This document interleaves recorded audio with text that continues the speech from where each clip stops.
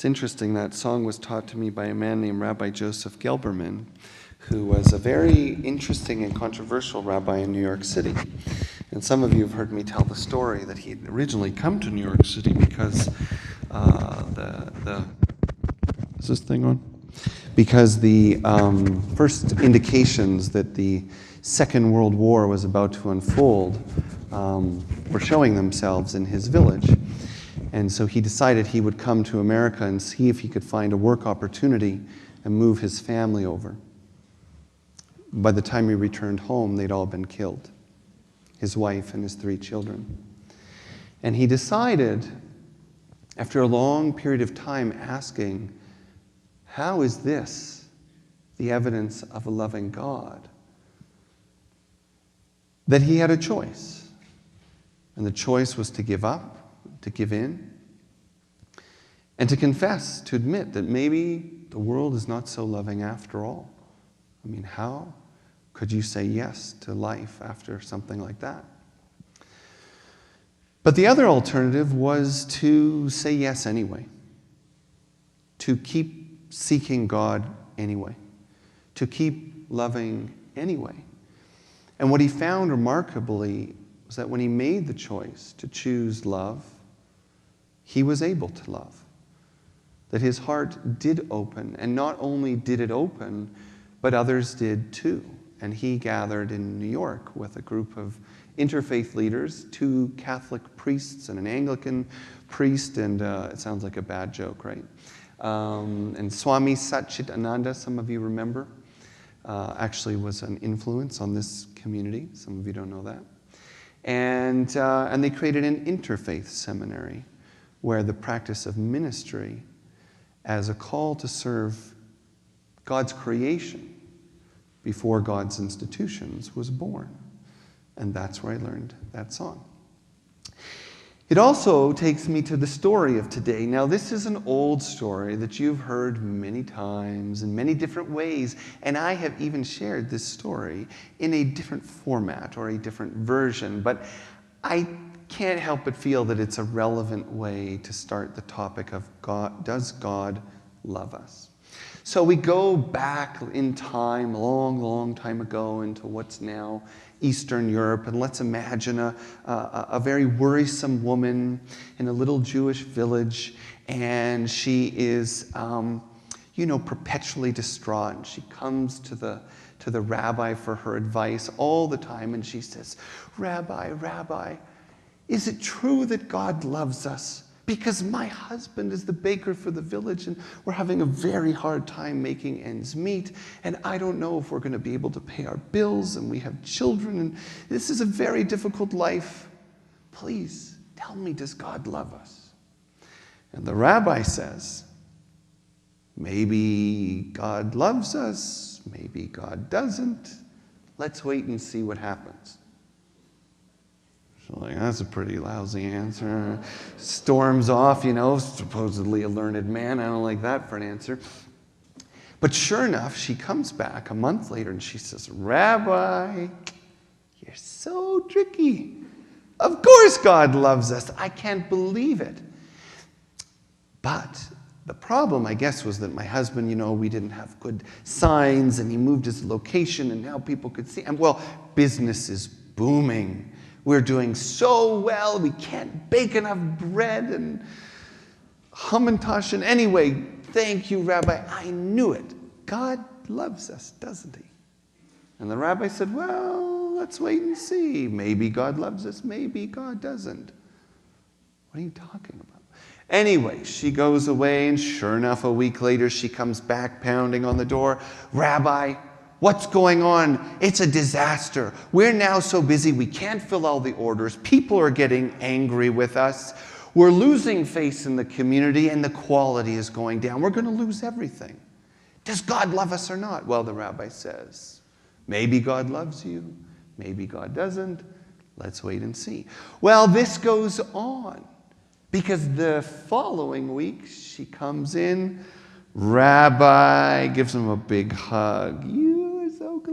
Did you know that someone gave us a horse and now we can make deliveries all over town? This is wonderful. We're going to rejoice. Clearly, God loves us. And the rabbi says, maybe God loves us. Maybe God doesn't. Let's wait and see. Well, the story goes on, right? The son gets on the horse and breaks his leg, and then she's upset. And then he can't go to war, and then she's happy. You know the story. It just goes on and on and on. So the question is, does God love us?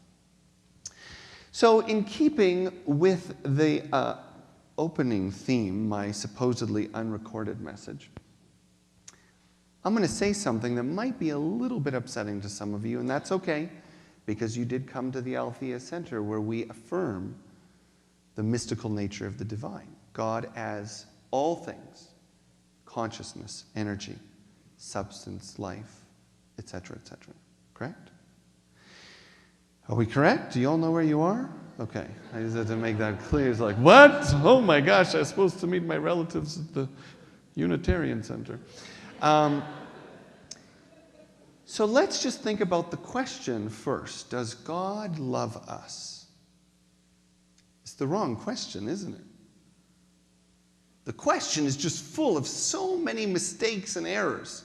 It's my new Sunday theme, just pointing out everything that's wrong in the world. Where does this come from? I even did some research. I was reading up all the, it's kind of a Christian sort of expression, actually. God loves you. And I was reading Bible verses, and the only thing that I could really find again and again in all the, the Christian websites and the Bible verses is God. We know God loves us because he tells us so. For a guy like me, it's not, And I started to think about this whole thing. I mean, the picture is that we're thinking of God as like a person.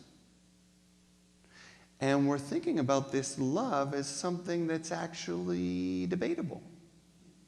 Like, does God love us? Can you debate whether God loves? Does God really love like a man? Wouldn't that mean that God thinks love is like sex or codependence? I don't think God loves like the average man. I hope not. Took me most of my life to figure out what love really is. I wouldn't want the world to be loved by a man. But it's more than that, right? Because human love is so conditional. We love these people and not those people. Right? We've talked about that kind of stuff.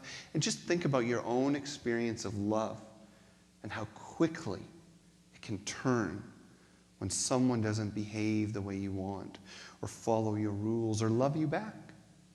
Is that how God loves us? That's terrifying.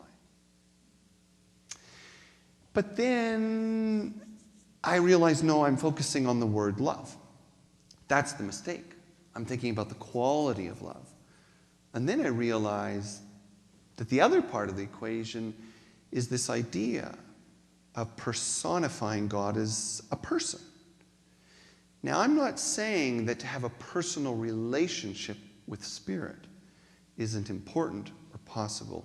It is. And I'm not saying that we can't cultivate a relationship to personal expressions of God. Of course we can. But with the understanding that these are vehicles for us to connect with something that is infinite, omnipotent, eternal, the source and substance of all things. If that is the nature of God, then clearly there's no on-off switch to its love. So then we have to ask the question differently, I think. If God is life, if God is the substance of life, the design of life, the origin of life, is this a loving universe? Maybe that becomes the more accurate question. Do we live in a loving universe?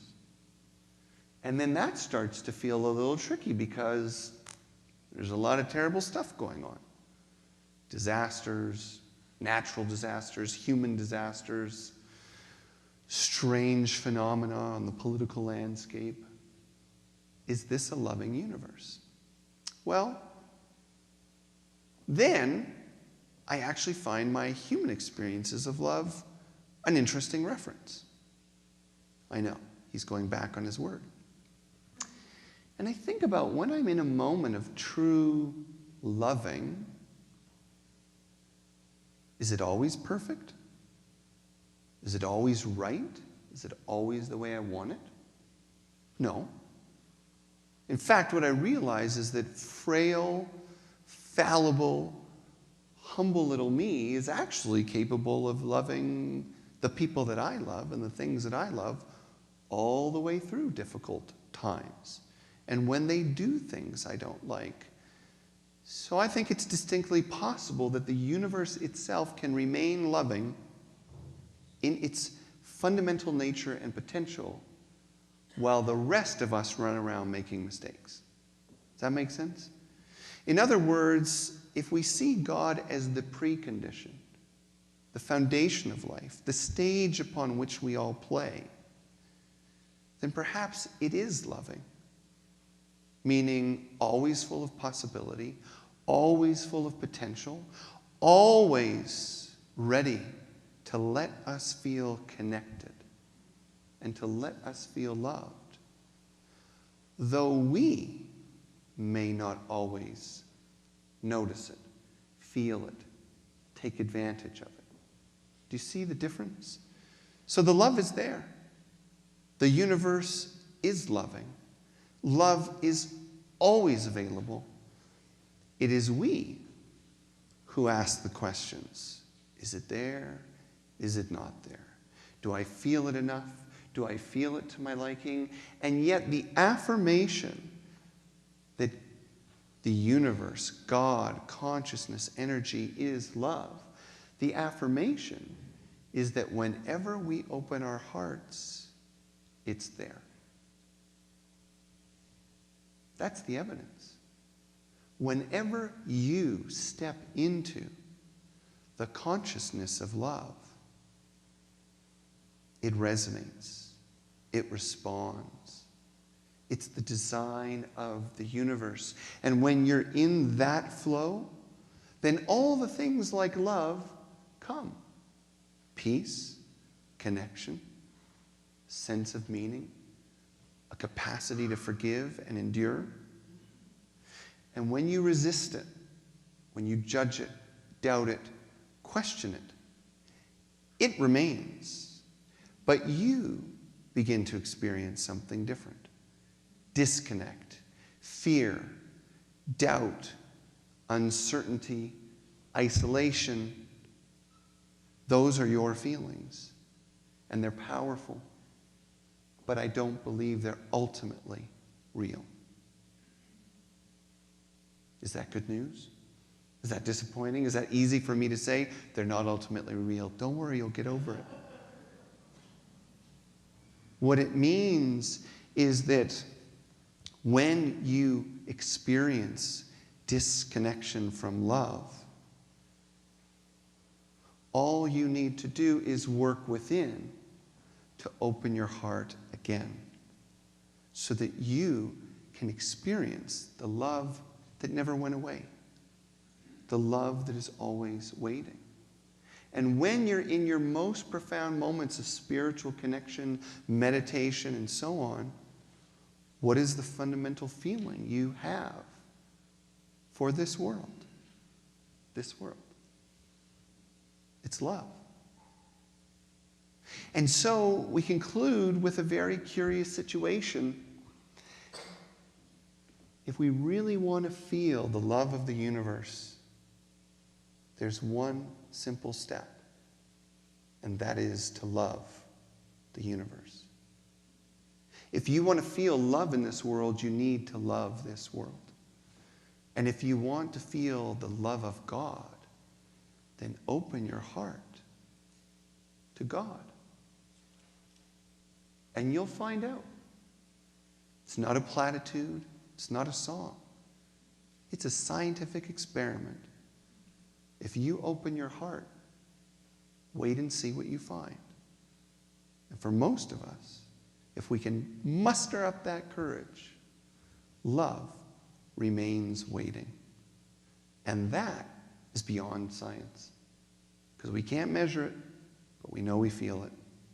We know it moves mountains, changes lives, transforms nations. We know it's one of the most powerful, mysterious forces in the world. And no one owns it. And it's always there. And that, I do believe, is all the evidence we need that God, in fact, loves us. So let's take a moment, let's close our eyes, and let's just take a breath with this feeling. Let's move this idea into a feeling. What does it mean to experience the love of the divine, the love of the universe? Where do I resist it? Where do I find myself asking the question, is God loving me now? Is this the love of God? And can I release the questions, knowing that they, in fact, separate me from the love that is already present? Can I move into affirmation? Where in my life do I find the well of love drying up? Where do I find the love door closed? And can I open it? Can I open all the doors and windows of this heart so as to let love, like sunlight and fresh air, flood every corner of this house and transform who I am?